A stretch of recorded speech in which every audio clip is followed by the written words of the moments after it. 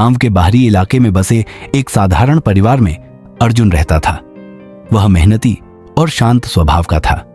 एक रात जब पूरा गांव गहरी नींद में था, अर्जुन के फोन पर एक अज्ञात नंबर से कॉल आया।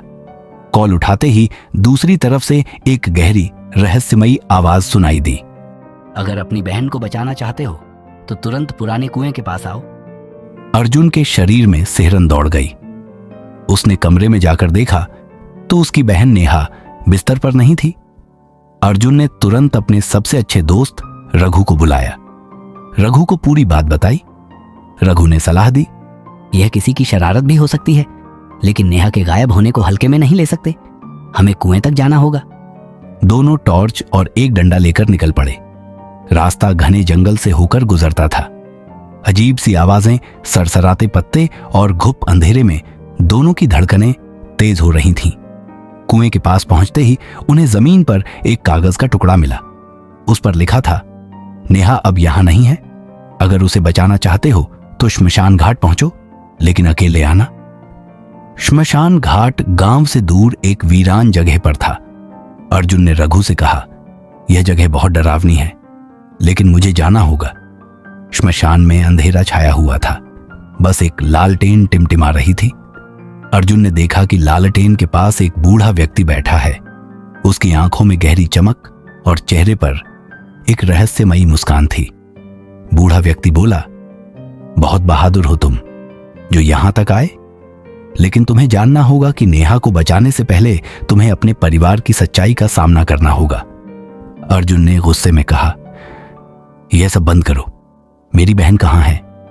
बूढ़ा ठंडी आवाज में बोला, नेहा सुरक्षित है, लेकिन क्या तुम्हें पता है कि तुम्हारे पिता ने इस गांव के कई परिवारों की जिंदगी बर्बाद कर दी थी?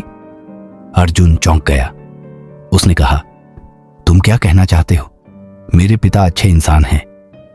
बूढ़ा धीरे धीरे बोलने लगा, बरसों पहले तुम्हारे पिता ने गांव की जमीन हड़पने के लिए कई लोगों को उनके घरों से बेदखल कर दिया। मेरी बेटी की मौत उसी दौरान हुई थी। मैं बदला लेना चाहता था, लेकिन जब मैंने नेहा को देखा तो उसका मासूम चेहरा देखकर मैंने उसे कोई नुकसान नहीं पहुंचाया। वह मेरी झोपड़ी में सुरक्षित है। अर्जुन को गुस्सा और दुख दोनों महसूस हुए। उसने कहा, मैं तुम्हारी सच्चाई जानने आया हूं, लेकिन मेरी बहन को कुछ मत करना। मैं इस अन्याय को सुधारूंगा। बूढ़े ने कहा, नेहा को ले जाओ, लेकिन याद रखना, सत्य और न्याय से भाग नहीं सकते। अर्जुन ने नेहा को सही सलामत पाया, उसे घर लेकर आया और पूरी बात अपने पिता को बताई। पिता ने शर्मिंदगी के साथ अपनी गलतियों को स्वीकार किया और सभी बेघर हुए लोगों को मुआवजा देने और उनकी जिंदगी सुधारने का वादा किया।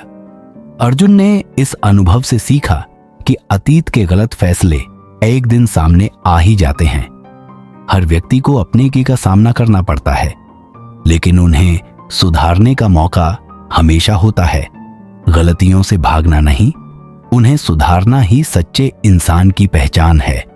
सत्य और न्याय को हमेशा महत्व दें।